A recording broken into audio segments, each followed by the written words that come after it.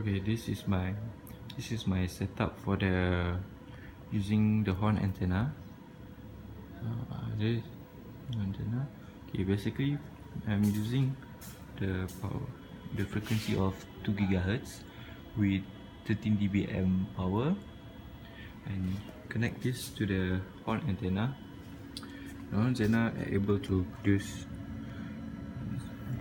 0.7 to 7 GHz.